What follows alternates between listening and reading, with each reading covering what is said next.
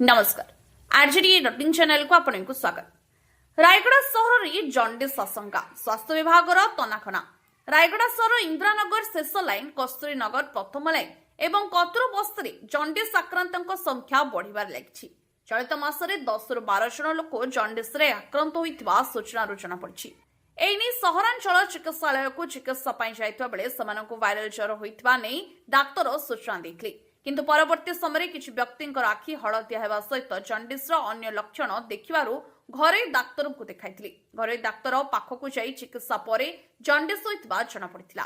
तापरे चिकित्सा आरंभ करिथिले। सूचनारु जना पड़छि सेही अंचलर श्रद्धा सतपथी बयस 19, देवजानी गौड़ बयस 17, प्रेम सागर बयस 11 जंडिस रे आक्रांत होई चिकित्सित होउछन्ति।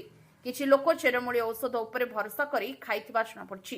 साही बासिंदा प्रकाश करिसन्ति जे जनस्वास्थ्य विभाग द्वारा नळ जोगी जल प्रदान करुथबा पानी किछि मास हेला गोळी आसछि एवं सेठाकार परिमल व्यवस्था विपर्यस्त रहिछि। जंडिस व्यापीबा नै आज स्वास्थ्य विभाग पाखरे खबर पहुंचवा परे सीडीएमओ बी सरोजिनी देवी निर्देश रे जिला स्वास्थ्य अधिकारी रुमा महापात्र, डाक्टर श्रीनिवास साहू, डाक्टर संग्राम केशरी निमाल नेतृत्व में अपराह्न उक्त अंचल को स्वास्थ्य विभाग टीम सहित गस्त करथिले।